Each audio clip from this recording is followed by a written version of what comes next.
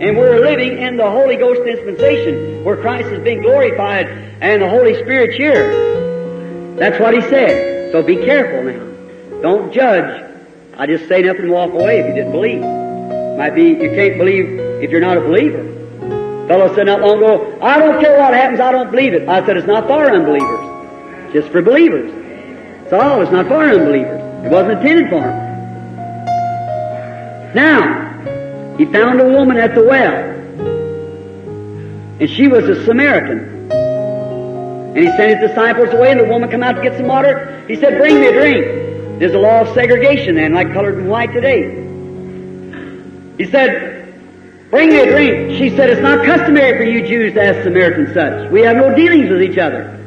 He said, but if you knew who you were talking to, you'd ask me for a drink. I give you water, you don't come to draw. And on went the conversation, contacting her spirit. Now he was on his road to Jericho, but he had to go through Samaria. You see, the Father had sent him to Samaria. And the woman come out, he didn't know what to say. So he found where her trouble was. Anybody know what her trouble was? Sure. She was a bad woman. She had a bunch of husbands. She'd been married and divorced and married and divorced and so forth. He said, you go get your husband. She said, I don't have any. He said, that's right, you got 5. Now what did that woman say? Did she say, you're Beelzebub? No, that poor penitent sinner. She said, sir, listen, I perceive that you're a prophet. She said, now we know, we Samaritans know, of course she just said it at Jacob was her father and so forth that dug the well. You Bible students can surely follow me in it. Said that we know that when the Messiah cometh, you believe Jesus was Messiah? She said, we know that when the Messiah cometh, He'll do these things. He'll tell us these things. But who are you? He said, I'm He. And she run into the city and said, come see a man who told me what I'd done. Isn't this the very Messiah? If that was a sign of Messiah then, and He's the same yesterday, today, and forever, it's the sign of the Messiah today. Amen. Is that right? He wasn't a healer. He didn't claim to be a healer. He said, I just do what the Father shows me. On down through the Scripture, we can name place after place after place, and every time it was what the Father showed. Because the Scriptures don't contradict itself.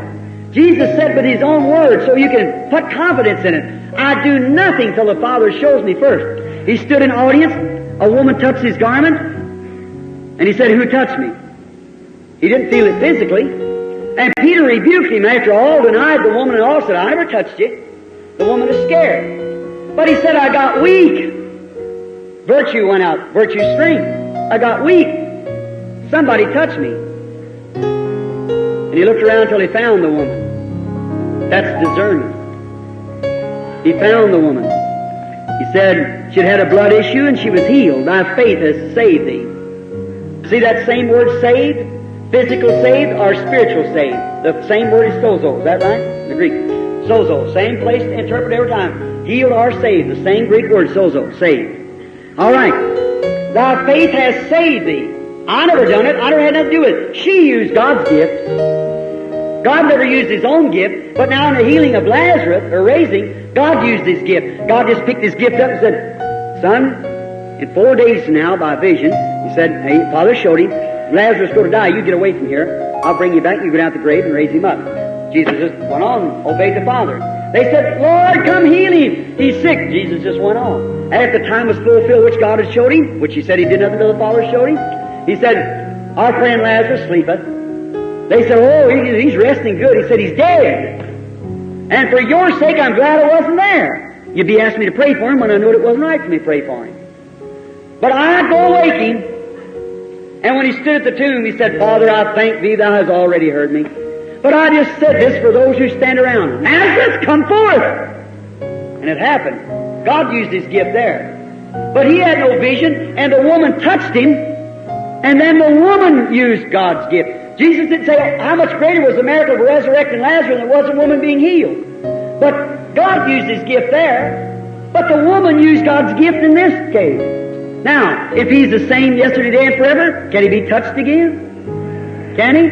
Does the Bible say He can? The Bible said He is a high priest in Hebrews. that can be touched by the feeling of our infirmities. Is that Scripture? That you can touch Him tonight, He can speak to you just the same as He did to her. If He is the same, you believe it?